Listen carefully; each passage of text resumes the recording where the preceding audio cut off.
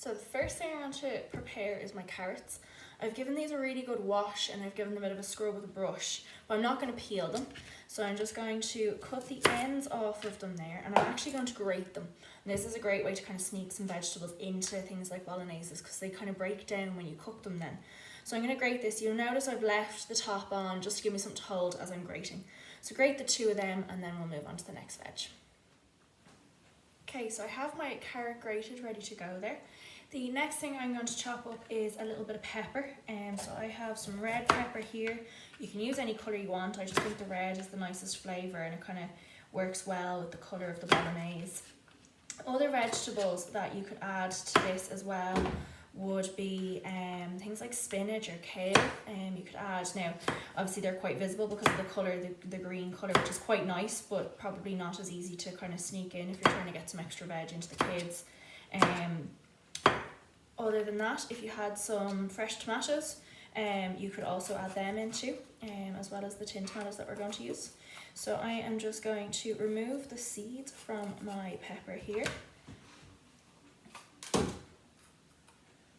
And there's actually a few right down the middle, so I'm going to slice it in half. And I'm going to dice it really finely. If you wanted to leave it in strips, you can, of course, as well. It's kind of a personal preference. I just think it's nice if it kind of disappears into the sauce. So I'm just removing all of the seeds, and then I'm going to cut it into strips first. And if you want to leave it at the strips, that's fine. And then if you want to dice it, you can gather them up and dice them all at once. So there's my strips, and then if I want to dice it, I'm just going to cut across them. Okay, so at this stage, if you have any other veg that you want to use up in the fridge, you can prepare them now. I'm moving on to my onion and my garlic. Leave these till last, just so that they're not sitting chopped for too long, causing you to cry. So first of all, I'm just going to peel my garlic.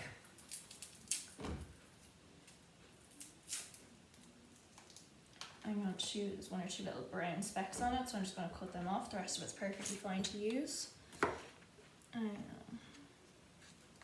And then I'm going to dice it really finely. If you have a garlic crusher, you can use it, of course.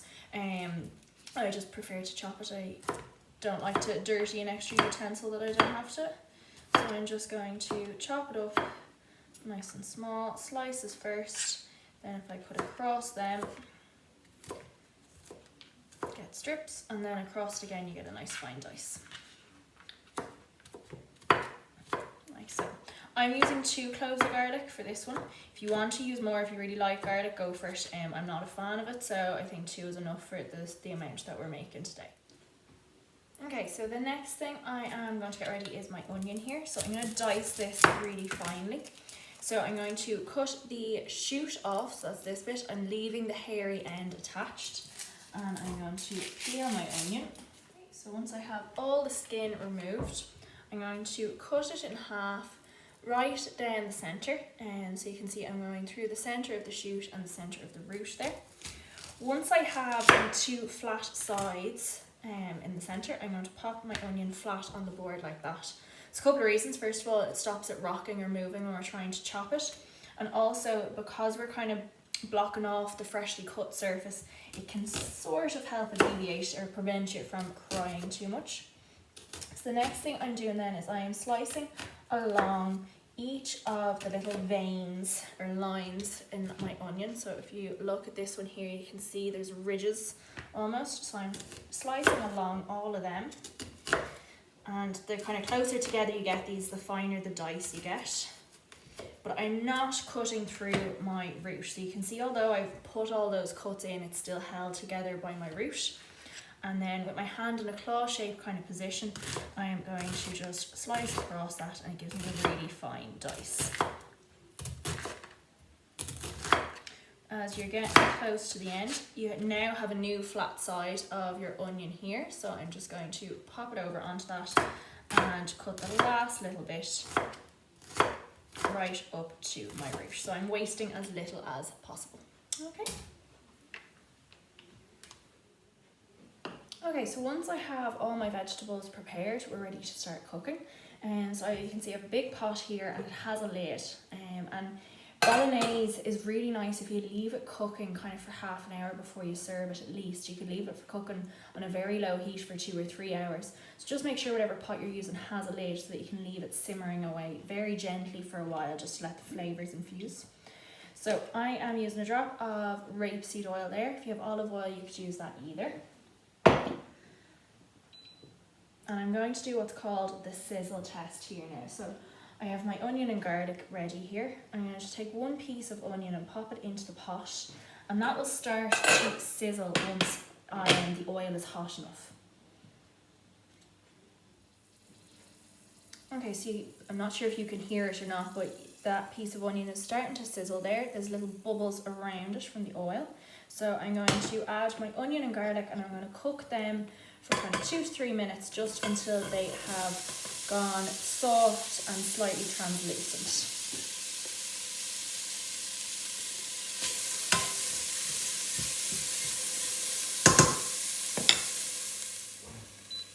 Okay, so my onion has been cooking for 2 or 3 minutes there. I am going to add my mince next. And mince is really important to be careful when you're buying. So this is mince I got from my butcher's. If you are buying in any supermarket, you'll notice on the packet it has the percentage of fat, or a percentage that has less than. So you should be looking for less than 5% fat. Obviously it's more expensive the less fat that is in it, but you're better off buying a smaller quantity with less fat in it than buying the huge massive pack of 700 grams that has 15% fat in it. You'll notice the difference when you're cooking it off. It doesn't release as much fat. So I'm going to cook that mince there now. I'm just breaking it up and stirring it around as I go until it is completely brown. Okay, and that's really important as well from a food safety perspective, that our meat is completely cooked the whole way through, especially with mince, because the bacteria can be right the way through it. So I'm just going to turn the temperature up a little bit, and I'm going to cook that until it is completely brown. Okay, so once your mince has gone completely brown, we're going to add all of our veg in at this stage. So I have my grated carrots and my peppers here, so I'm going to add them all in just to get the heat into them. And we're also going to add our dried herbs. So if you have fresh herbs, you don't need to add them at this stage. You can add them after you add your tinned tomatoes or your passata. If you're using dried herbs, you need to fry them off before you add them into a sauce, just to release the flavour. So we're going to add them at this stage as well, once this all stirs through. So you can see there we have our mince and our carrots and our peppers all looking good. So I'm going to add, I have basil and mixed herbs here. So basil and mixed herbs, I'm going to add about a tablespoon of each. If you had fresh basil, that would be fabulous.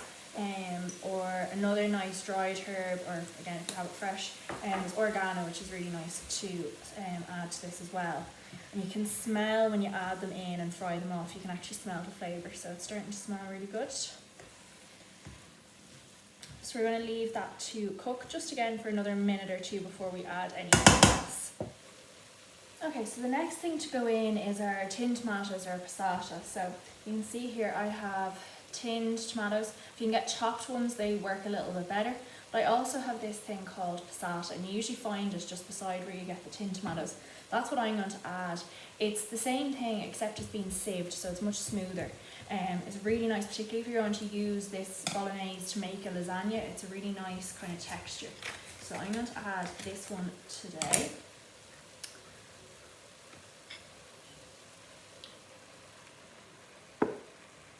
And when you're adding anything like this, always make sure you rinse out the carton. So a drop of water into the carton and then just rinse it out. Or if you're using a tin as well, make sure you rinse it out with a drop of water too.